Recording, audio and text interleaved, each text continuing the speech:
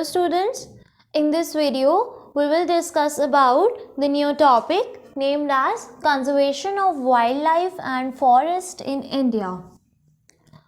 हमने last video में बात की थी कैटेगराइजेशन ऑफ स्पीशीज़, जिसके अंदर हमें ये पता लगा था कि कौन सी स्पीशीज़ हैं जो एंडेंजर्ड कैटेगरीज़ के अंदर हैं, कौन सी डिक्लाइन होना स्टार्ट हो गई हैं और कौन सी ऐसी स्पीशीज़ हैं जो ऑलरेडी एक्सटिंक्ट यानी ख़त्म हो चुकी हैं वर्ल्ड में से। तो आज हम बात करेंगे इनके कंजर्वेशन के बारे में। अब इनका कंजर्वेशन बहुत ज़्यादा एसेंशियल हो गया है क्योंकि day by day as per the growing population, the growing level of pollution and deforestation, इनकी जो पॉपुलेशन है वो डिक्लाइन होती जा रही है, इनके नंबर ऑफ पॉपुलेशन डिक्रीज़ होती जा रही है।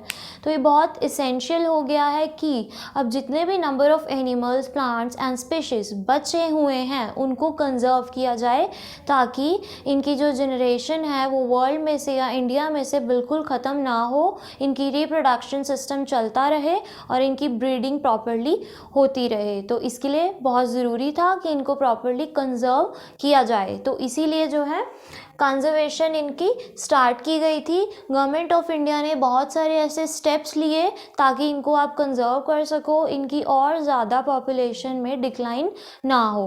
तो इसी के अंदर काफ़ी सारे मेथड्स अडॉप्ट किए गए थे जिनकी वजह से आप इन्हें कंजर्व कर सकते हैं। उन्हीं में से फर्स्ट मेथड था वाइल्ड लाइफ प्रोटेक्शन एक्ट 1972। अब वाइल्ड लाइफ प्रोटेक्शन एक्ट के अंदर वो सभी habitats, you can say animals और स्पीशीज़, प्लांट्स, उन सभी को इंक्लूड किया गया जो ऑलरेडी एंडेंजर्ड में थे और जिनकी नंबर ऑफ पॉपुलेशन एनिमल्स की डिक्लाइन होती जा रही थी, उन सभी को इसके अंदर प्रोटेक्ट करने की बात रखी गई।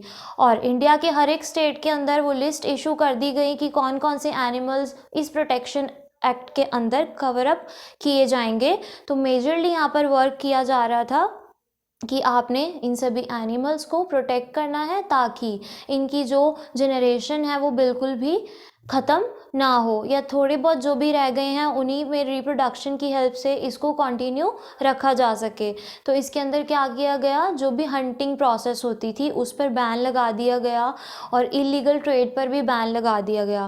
पहले क्या होता था कि कोई इतनी रिस्ट्रिक्शंस नहीं थी, फॉरेस्ट में जाकर लोग हंटिंग करना स्टार्ट कर देते थे, देन इलीगल ट्रेडिंग होती थी बहुत सारे एनिमल्स की। बट इस एक्ट के अंदर इन सभी पर बैन लगा दिया गया। So it includes ban on hunting and illegal trade. बहुत सारी रिस्ट्रिक्शंस इम्पोज कर दी गई कि without the permission of government आप कोई भी ट्रेडिंग नहीं कर सकते हैं एनिमल्स की। उसके बाद नेक्स्ट एक्ट इशू जो हुआ था वो था wild life act of 1980s and 1986।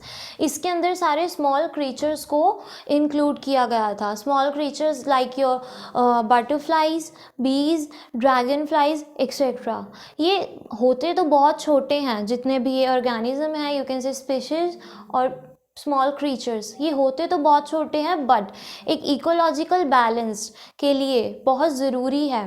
Like earth क्या है, पूरा सिस्टम है, इसके अंदर ह्यूमन बीइंग्स, एनिमल्स, छोटे से छोटा ऑर्गेनिज्म, बीज, बहुत सारी चीज़ें इंक्लूड करके ये पूरा इकोलॉजिकल सिस्टम बना हुआ है।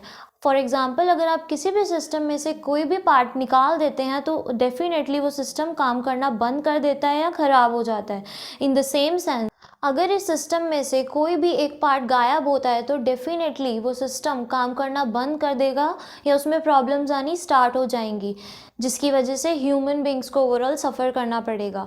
तो ये भी बहुत ज़रूरी था कि एक इकोलॉजिकल बैलेंस के लिए इन स्मॉल क्रीचर्स की प्रोटेक्शन पर भी ध्यान दिया जाए। इसके अंदर बटरफ्लाइज, बीज, dragon flies and other insects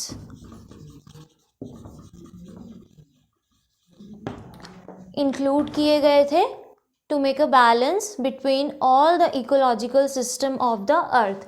ठीक है, और उसके बाद है establishment of reserves। अब रिजर्व्स भी गवर्नमेंट ने बनाना स्टार्ट कर दिए गए थे। हर एक स्टेट में कोई ना कोई स्पेशलाइज्ड रिजर्व है। अब इन रिजर्व में क्या किया गया, इनको क्यों बनाया गया था, जो भी पॉपुलेशन बची थी एनिमल्स की या थोड़ी बहुत जिनकी जनरेशन रह गई थी या ऑलरेडी जो एंडेंजर्ड कैटेगरी में थे, उनको लाकर इस रिजर्व में रखा जाएगा, उनकी प्रॉपरली केयर की जाएगी ताकि जो उनकी जनरेशन है वो ख़त्म ना हो। उसके लिए स्पेशल जो है रिजर्व्स बनाए गए। वहाँ पर क्या था, humans without the permission enter नहीं कर सकते हैं। अगर वो आएंगे just for the visiting purpose, not more than it. वहाँ पर सिर्फ घूमने के लिए वो रिजर्व्स ओपन किए जाएंगे ह्यूमंस के लिए। वहाँ पर कोई हंटिंग नहीं होगी, एनिमल्स की प्रॉपर केयरिंग की जाएगी, उनको प्रॉपरली कंडीशंस में, जैसी उनको कंडीशंस रिक्वायरमेंट है वहाँ पर उनको रखा जाएगा। तो इसीलिए ये रिजर्व्स जो है बनाए गए थे। उसके बाद है प्रोजेक्ट फॉर स्पेसिफिक एनिमल्स। अब कुछ एनिमल्स ऐसे थे जो बहुत ज़्यादा, जिनके जो प्रोडक्ट्स होते थे, लाइक अगर टाइगर की बात की जाए, उसकी skin and bones and teeth etcetera बहुत ज़्यादा कॉस्टली सेल होते थे इन द इंटरनेशनल मार्केट। पहले क्या था, कोई रिस्ट्रिक्शंस ना होने की वजह से लोग बहुत ज़्यादा हंटिंग करते थे। टाइगर्स की बहुत ज़्यादा हंटिंग होने की वजह से क्या हुआ, इनका जो नंबर्स था वो डिक्लाइन होना स्टार्ट हो गए और आज की डेट में बहुत कम टाइगर्स रह गए हैं। टाइगर्स के अलावा बात की जाए बाकी एनिमल्स जिनको स्पेशलाइज्ड कैटेगरीज में रखा हुआ है, वो है आपकी blackbuck and tigers, crocodiles, rhinos, Indian rhinos जो हैं, इन सभी को एक स्पेशलाइज्ड कैटेगरी में रखा गया है और इन्हीं के ऊपर काफ़ी सारे गवर्नमेंट ने प्रोजेक्ट्स भी स्टार्ट किए थे। उन्हीं में से एक मेजर प्रोजेक्ट है यहाँ पर प्रोजेक्ट टाइगर, जो कि स्टार्ट हुआ था 1973 में बाय NTCA। NTCA क्या है, नेशनल टाइगर कंजर्वेशन अथॉरिटी, जिसने प्रोजेक्ट टाइगर को स्टार्ट किया था ताकि टाइगर्स को प्रोटेक्ट करके रखा जा सके, इनकी जनरेशन को बचाया जा सके। तो इसकी फुल फॉर्म यहाँ पर नोट करेंगे, नेशनल टाइगर कंजर्वेशन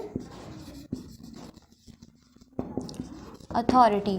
अब इस टाइगर को ही स्पेशलाइज्ड प्रोजेक्ट में क्यों रखा गया, क्योंकि जो टाइगर की स्किन है, बोन्स हैं, टीथ हैं, ये इंटरनेशनल मार्केट में as well as local market में बहुत हायर प्राइसेस पर सेल होते थे।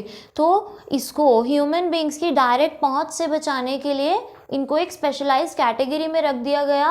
अब इसके अंदर क्या था, कोई भी ह्यूमन हंटिंग नहीं कर सकता, ना ही इलीगल ट्रेड कर सकता है। अगर ट्रेडिंग करनी भी है तो उसके लिए पहले आपको प्रॉपरली परमिशन लेनी होगी गवर्नमेंट से, तब आगे की आप प्रोसेस कर सकते हैं। जो भी इलीगल ट्रेड करेगा उसके लिए स्पेशल जो है पेनाल्टीज़ और फाइन्स एक्सेट्रा वो भी सेटअप किए गए हैं इस प्रोजेक्ट के अंदर।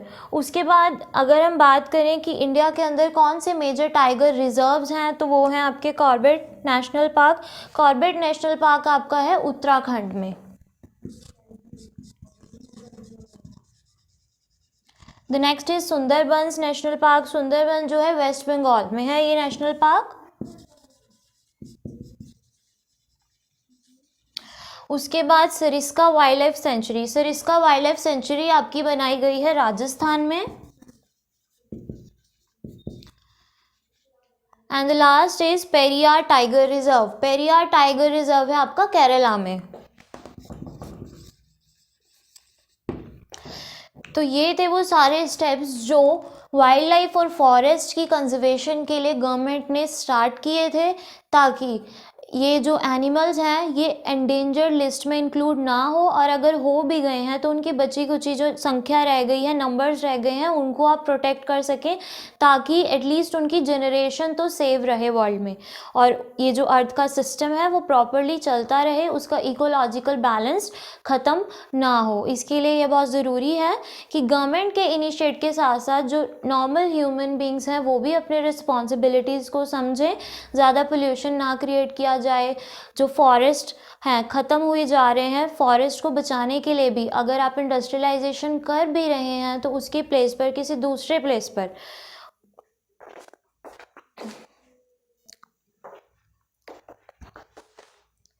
गवर्नमेंट के साथ साथ नॉर्मल ह्यूमन बींग्स को भी अपनी रिस्पॉन्सिबिलिटी समझने की ज़रूरत है कि वो पॉल्यूशन को जहाँ तक हो सके कंट्रोल करें।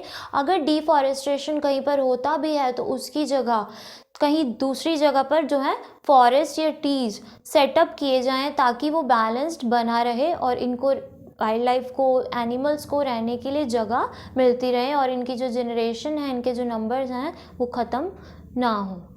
So this was all about the concept conservation of wildlife and forest in India. To learn more about the concept, do register yourself at our official website www.abhyasonline.in.